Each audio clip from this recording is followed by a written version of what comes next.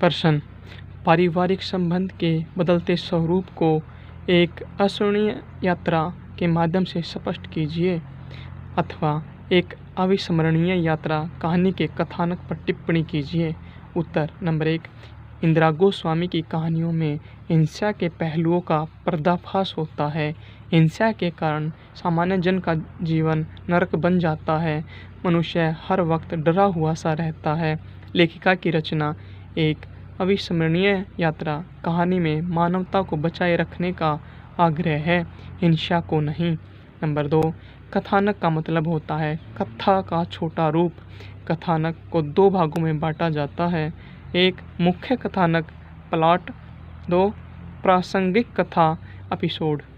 ध्यान रहे, उपन्यास में एपिसोड खूब होते हैं, लेकिन कहानी में एपिसोड हो भी सकते हैं और नहीं भी।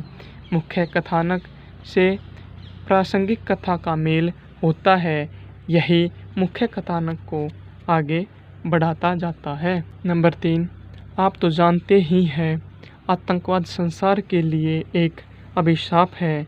यह मनुष्य के शांतिप्रिय जीवन में भूचाल ला देता है और साथ साथ देश की व्यवस्था को नष्ट भ्रष्ट कर देता है। लेखिका अपने साथ काम करने वाले साथी प्रोफेसर मिराजकर के साथ दिल्ली से काजीरंगा, असम के लिए यात्रा शुरू करती है। यह यात्रा अविस्मरणीय बन जाती है। कैसे? यह इस कहानी का कथानक है।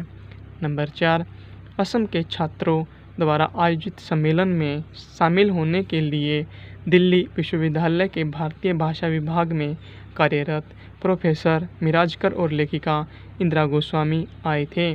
शाम को वे काजीरंगा राष्ट्रीय उद्यान से लौट रहे थे कि अचानक रास्ते में गाड़ी खराब हो जाती है। वे चाय की दुकान पर आकर चाय पीते हैं, जबकि मिराजकर का एक मित्र आतंकवादियों के हाथों मारा जा चुका है, जिसे वह भूला नहीं पाया है। इस चाय की दुकान को बूढ़ा बूढ़ी चलाते हैं। एक समय में इनका सुखमय परिवार था, लेकिन वर्तमान में बाढ़ के कारण खेत डूब गया। बड़े बेटे की बीमारी में मृत्यु हो गई। बेटी का भारतीय सैनिक से प्रेम प्रसंग हो गया, जिस कारण छोटा बेटा बहन से नफरत करता है और किसी हिंसावादी दल में शामिल हो गया है और लोगों से बल के आधार पर डरा धमकाकर पैसे मांगता है। नंबर 5, कहानी की कथा और कथानक एक ही नहीं होता, इसमें मूलभूत अंतर होता है।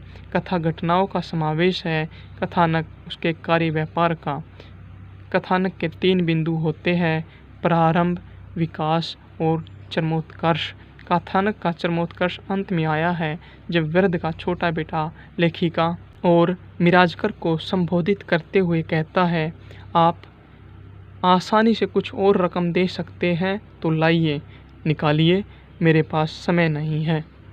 इसी अनुभूति की प्रेरणा से कहानी का कथा सूत्र गढ़ा गया है। कहानीकार की अनुभूति अत्यंत सघन और यथार्थ है, इसलिए कहानी का कथानक सरल किंतु प्रभावमय है।